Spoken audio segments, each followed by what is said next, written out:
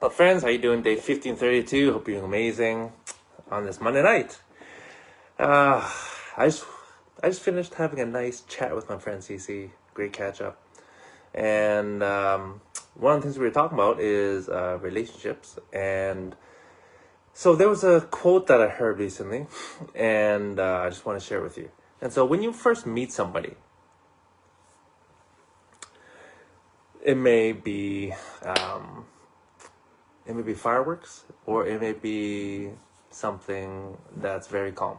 And so the quote was, "Don't look for the fireworks, look for the fireplace." And so what does that mean? Again, fireworks. It's all about the hormones blasting, choo choo choo choo, and you're feeling all these things about this person that you just met, and there's a lot of emotional intensity. And where is that coming from? Typically, the pull is actually from unhealed wounds or trauma from childhood. That's usually where all the fireworks come from. So it's actually not necessarily a good thing. However, it is so strong.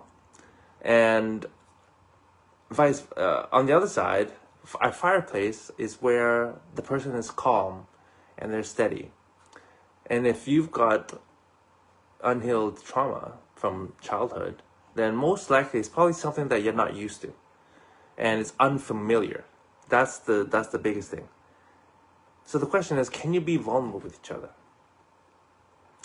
And what you really need is emotional intimacy, and that's really what you need and really want if you want a healthy long-term relationship. It's not about the emotional intensity.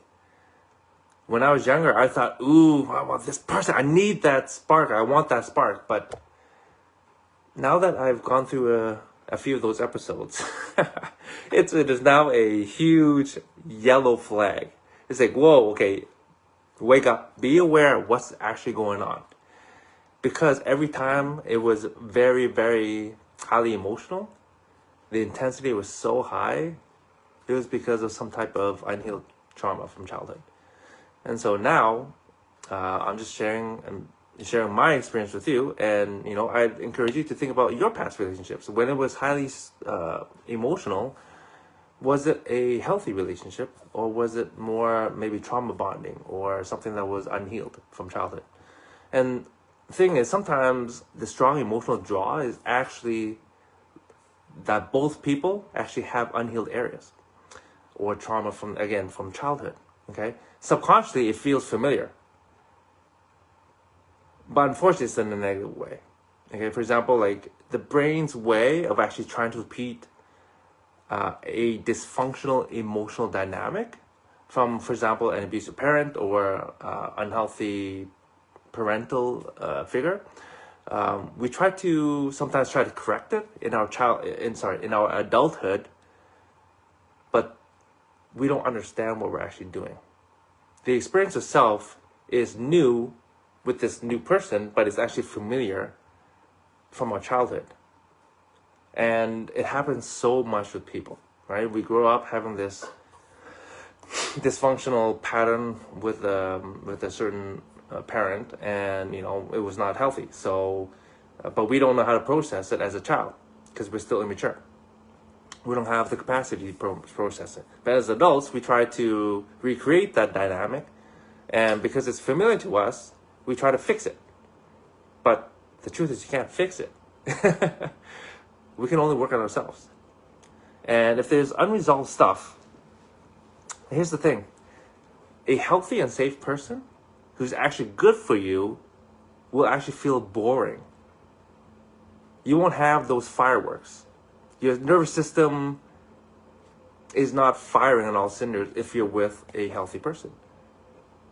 And it's going to take some time to actually adjust to this safe person, this fireplace, this calm and steady fireplace.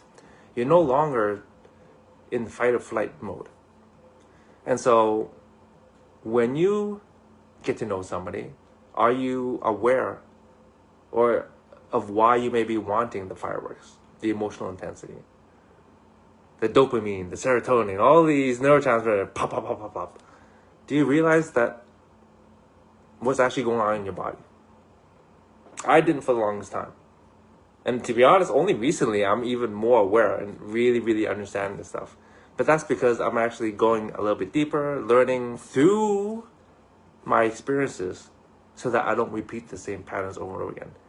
And the truth is, you're probably repeating patterns over and over and over again. My challenge to you and encouragement is to reflect on your patterns, because I guarantee you have patterns.